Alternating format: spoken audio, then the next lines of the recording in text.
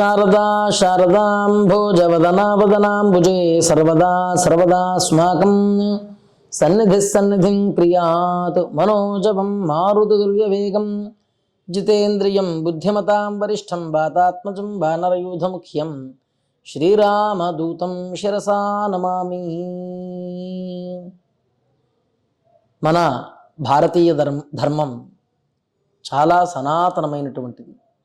ఈ ధర్మాన్ని ఆశ్రయించి ఎందరెందరో తరించారు. ఇంతటి గొప్ప ధర్మం ఆశ్రయించిన వాళ్ళందరినీ కూడా గంగలాగా పాప విముక్తులను చేస్తుంది. ఎలా అయితే గంగా స్నాన మాత్రం చేత పాప విముక్తుడవుతున్నాడో, పుణ్యవంతుడు అవుతున్నాడో, ఆ విధంగా మన సనాతన ధర్మం మనుజులని సర్వదా రక్షిస్తూ ఉన్నది. ఈ యొక్క ధర్మం యొక్క లక్ష్యం ఏమిటి అంటే జీవుడు మోక్షాన్ని పొందుట, నిరతిశయమైనటువంటి ఆనంద లక్షణమైనటువంటి పరబ్రహ్మని పొందడం, మోక్షాన్ని పొందడం.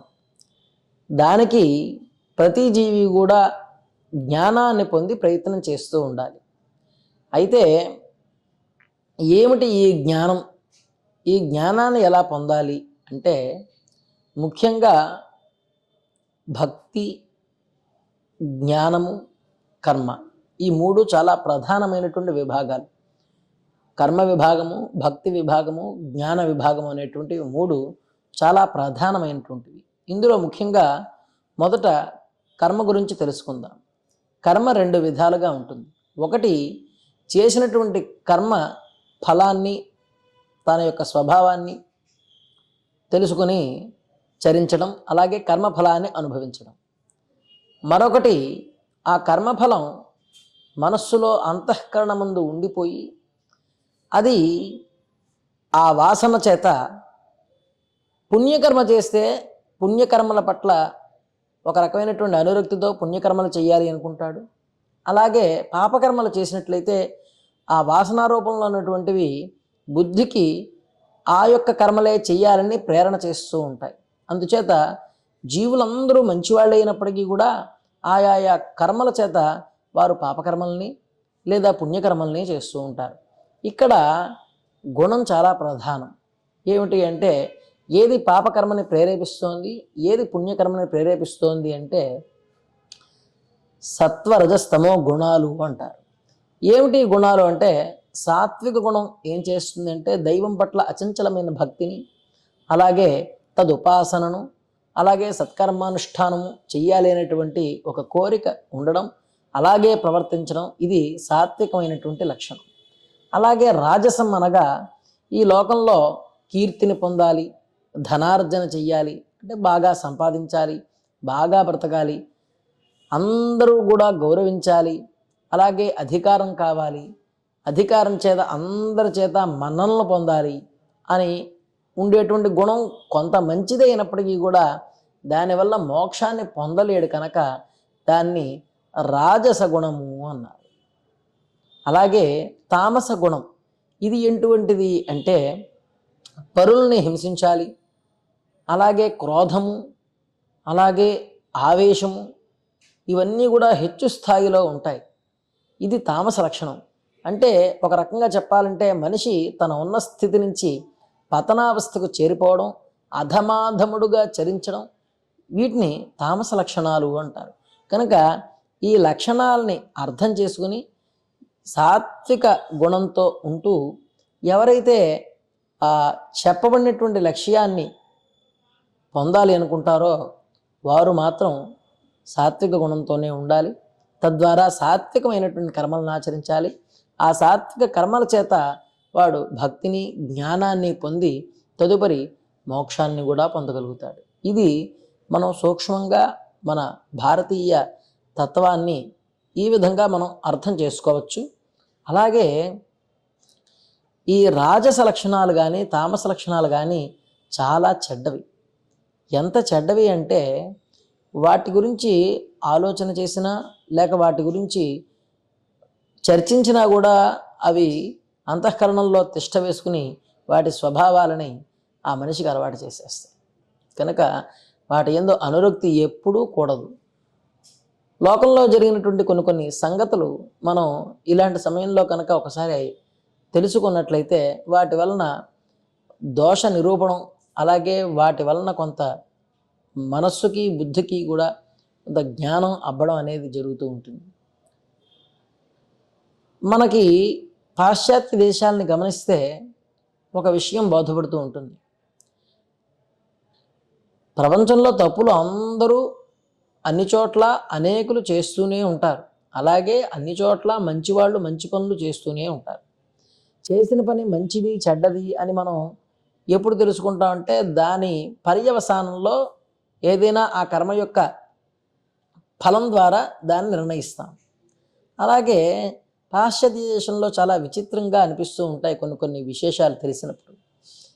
ఎలాగా అంటే అక్కడ వాళ్ళ యొక్క యావదాస్తిని కూడా ఒక శునకం అంటే కుక్కకి రాసేసారు అంటారు.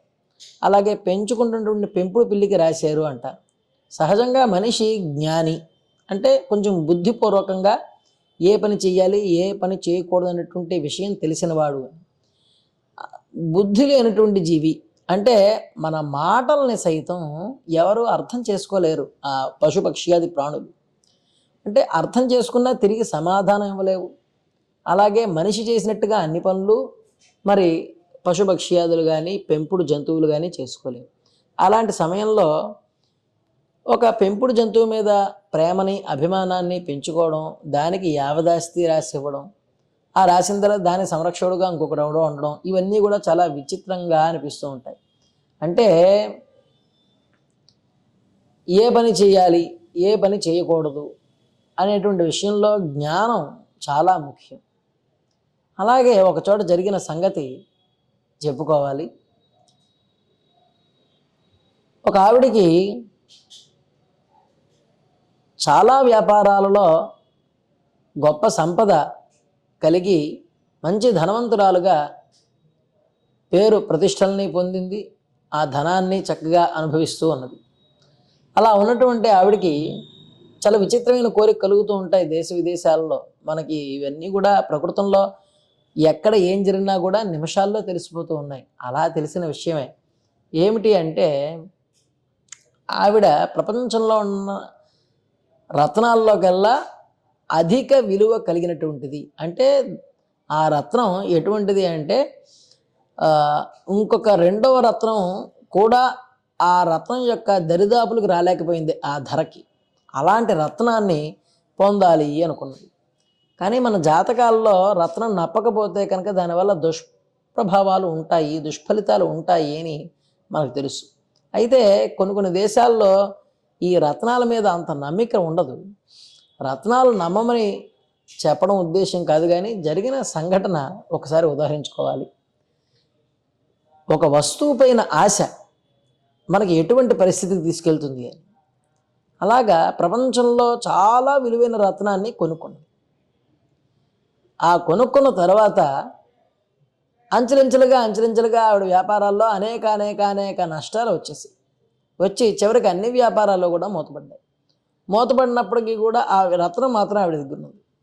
మనకు సాధారణంగా తెలుసు, ఒక రత్నాన్ని ధరించాలి అంటే ముందర 2 రోజులు ఆ రత్నాన్ని తలకడ కింద పెట్టుకుని పడుకుంటే ఏదైనా దుస్వప్నాలు వస్తే అది మనకు మంచిది కాదు అని ఒక అర్థం. అలాగే జాతక రీత్యా అది పడుతుందా లేదా అనేది కూడా మనం కొంత తెలుసుకున్న తర్వాతే దాన్ని ధరిస్తాం. కానీ ఒక ఇష్టత ఒక ప్రేమ కలిగి ఏదైనా ఒక వస్తువుని మనం తెచ్చి పెట్టుకుంటే దానివల్ల ఏదైనా కనుక ప్రమాదం వస్తే వెంటనే దాన్ని అర్థం చేసుకోవాలి. ఇది దీనివల్ల వచ్చిందేమో. ఆ సంకేతాన్ని అర్థం చేసుకోకుండా దానిపైన ఒక విపరీతమైన ప్రేమను పెట్టుకుంటూ ఉంటారు. అదే మనం ఇక్కడ అర్థం చేసుకోవాలి. ఏ వస్తువు పైన కూడా విపరీతమైనటువంటి ప్రేమ తగదు. అది వస్తువు, అది భౌతికంగా లభించే ఒక వస్తువు కనుక వస్తువు మీద అంతంత ప్రేమ పనికిరాదు. ఆ విధంగా ఆవిడ రత్నాన్ని పెట్టుకుంది. చివరికి తిండి తినడానికి కూడా అవకాశం లేని పరిస్థితి వచ్చేసింది. అంటే ఆహార ధాన్యం కూడా లేదు ఇంట్లో, అటువంటి పరిస్థితి వచ్చింది. అన్నపానీయాలు లేని అంత ఆ దారిద్ర్య స్థితి పొందుతూ అప్పుడు తెలుసుకున్నది ఏమనంటే నా దగ్గర ఏమీ మిగలలేదు, ఈ రత్నం మాత్రమే మిగిలింది అని. మిగిలి అప్పుడు ఈ రత్నాన్ని నేను అమ్మలేకపోతూ ఉన్నాను, ఈ రత్నం మీ దగ్గరే ఉంచుకుని ఎవరైనా నాకు అన్నం పెట్టండి అనే పరిస్థితి చేరుకున్నది. అందుచేత లోకంలో అనేక విచిత్రమైన సంఘటనలు జరుగుతూ ఉంటాయి. అలాగే ఇంకొక దేశంలో జరిగిన మరొక సంఘటన కూడా చాలా విచిత్రం. ఇవన్నీ కూడా ఎందుకు ఉదహరించుకోవడం అంటే ఈ తామస లక్షణాలు రాజస లక్షణాల వల్ల జరిగే ప్రభావం. మనం ఒక కోరిక పైన ఇచ్ఛతో వాంఛతో దానిపైన విడదీరైనటువంటి అనుబంధాన్ని ప్రేమని పెంచుకుంటూ ఉంటాం. వదిలిపెట్టాలి అంటే వెంటనే వదిలిపెట్టేయాలి, కానీ ప్రేమని మమకారాన్ని అనురాగాన్ని ఎక్కువగా పెంచుకోకూడదు. ముఖ్యంగా వస్తువుల పట్ల అస్సలు పెంచుకోకూడదు. ఓ వ్యక్తి ఉన్నాడు, చాలా సంపన్నుడు. అతనికి పిల్లలు ఉన్నారు. ఆ పిల్లలకి పాములు పెంచడం చాలా ప్రీతి. పాములు పెంచుతూ ఉంటారు. విదేశాల్లో పాములను పెంచుకునే వాళ్ళకి లైసెన్సులు ఇస్తారు, పెంచుకోవడానికి వాళ్ళు అవకాశం ఇస్తారు. మన దేశంలో లేదు, కానీ ఆ పాములు పెంచుకునే వాళ్ళకి ఇళ్లల్లో కూడా పాములు పెంచుకుని ఉంటారు. ఈ కుర్రవాడికి పాములు అంటే చాలా ఇష్టం. వేటకు వెళ్ళిపోతుంటాడు, అడవిలోకి వెళ్ళిపోతాడు, పాములు పట్టుకుంటూ ఉంటాడు, పాములు తెచ్చుకుని ఇంట్లో పెట్టుకుంటూ ఉంటాడు. ఈ ఓసారిలాగే అనకొండ పెంచాలి అనుకున్నాడు. అనుకుని అదే తడువుగా డబ్బులన్నీ ఖర్చు పెట్టి అనకొండలు తీసుకొచ్చి ఇంట్లో పెట్టాడు. తల్లిదండ్రులు పిల్లల మీద ఉన్నటువంటి గారాబం చేత, ప్రేమ చేత అతను చేస్తున్న పనులన్నింటినీ కూడా వారించకుండా, నివారించకుండా అలాగే ఉండిపోయారు. ఎప్పుడు కూడా పిల్లల్ని సక్రమమైన పద్ధతిలో పెంచాలి. సక్రమమైన పద్ధతిలో పెంచలేదనుకోండి, వాళ్ళ ఇష్టానికి వాళ్ళు ఏదైనా చేస్తారు.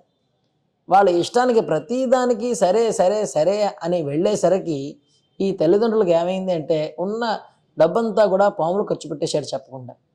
ఇల్లంతా కూడా సర్పాల మయం. ఒకరోజు జాతకం చూపించారు, ఏమిటి పరిస్థితి అని తెలుసుకున్నారు వాళ్ళు కూడా. ఏమిటి ఇంత ఎక్కడా లేని విచిత్రమైన పోకడలతో ఉన్నాడు. చూస్తే జాతకంలో కాల సర్పదోషం ఉంది. కాలసర్పదోషం ఉన్న ప్రతి వ్యక్తి ఇలా చేస్తాడని కాదు, కానీ ఆ సర్పదోషం ఎలా ఉంది అంటే ఇదిగో కుటుంబం మొత్తం కూడా కలవరపడే పరిస్థితికి వచ్చింది. చివరికి ఏమైంది అంటే వాళ్ళు ఆ భగవంతుడి యొక్క దయచేత అతనికి కలిగినటువంటి ఆ ఆలోచన సరళి మార్చుకోవడం, ఆ తర్వాత సక్రమమైనటువంటి జీవనం సాగించడం అనేది జరిగింది. కనుక ఎప్పుడూ కూడా పిల్లలు ఎలా పెరుగుతున్నారో గమనించుకుంటూ ఉండాలి. వారి బుద్ధిలో భక్తిభావం పెరిగేలా చూసుకోవాలి. తద్వారా వాడు చేసేటువంటి కర్మలు సత్కర్మలా కావా అనేది కూడా చూసుకోవాలి. అలాగ అనేక విషయాల్లో పిల్లల్ని జాగ్రత్తగా చూసుకోవాలి. మనం కూడా ఆధ్యాత్మిక ప్రయాణం చేస్తున్నామా, చేయటం లేదా, మనం ఆధ్యాత్మిక ప్రయాణంలో ఎంతవరకు చేరుకున్నాము అనేటువంటి దశని గుర్తించగలగాలి. అలా గుర్తించినప్పుడే మన జీవనం సరైన విధానంలో సాగుతున్నట్లు లెక్క. ఎందుకు ఈ ప్రపంచంలోకి వచ్చాం మనం? కేవలం భౌతికమైనటువంటి భోగాలను అనుభవించడానికా అనే ప్రశ్న వేసుకోవాలి. అవును, కేవలం సుఖాన్ని పొందడానికే వచ్చాము అని వాళ్ళు నిర్ణయించుకుంటే వాళ్ళతో పెద్ద బాధ లేదు. ఎందుకంటే వాడు ఇంకా ఒక విషయానికి ఆసక్తుడై, విషయలోలుడై, ఆ విషయానికి బందీ అయిపోయాడు. కనుక అలా ఉన్న వ్యక్తిని విడిచిపెట్టేయాలి. ఎందుకంటే అతనికి ఒక నిర్ణయం ఉన్నది. ఎందుకంటే ప్రతి వ్యక్తి కూడా మోక్షానికి అయితే అర్హుడు కాదు కదా. అందుకని ప్రతివాడు ధార్మికంగా జీవిస్తే మంచిది, ఉన్నతమైన స్థితి చేరితే ఇంకా మంచిది. మోక్షాన్ని సాధించాలి, అలాగే సాత్వికంగా జీవించాలి అనేటువంటి ఈ స్థాయిలు ఒక్కొక్క మనిషికి తనలో ఉండేటువంటి భక్తి జ్ఞానం చేత మారుతూ ఉంటాయి. కనుక ప్రతి వ్యక్తి కూడా మోక్షాన్ని పొందాలి అనుకోవడం మంచిదే, కానీ ప్రతి వ్యక్తి కూడా ఒకే రీతిగా ఉండడం అనేది అసాధ్యం. కనుక ప్రతి వ్యక్తి కూడా ప్రయత్నపూర్వకంగా, నియమపూర్వకంగా తన జీవనాన్ని సక్రమమైనటువంటి మార్గంలో నడిపించుకోవాలి అని ఈనాడు ఈ మన భారతీయ సంస్కృతిలో కొన్ని విషయాలు తెలుసుకుంటూ ఇందులో ఉండేటువంటి మంచిని గ్రహించి అందరూ కూడా చక్కగా మున్ముందుకు సాగాలి, అందరూ ఆనందంగా జీవించాలి అని తెలియజేస్తూ సర్వేషాం స్వస్తిర్భవతు, సర్వేషాం శాంతిర్భవతు. స్వస్తి. శుభం భూయాత్.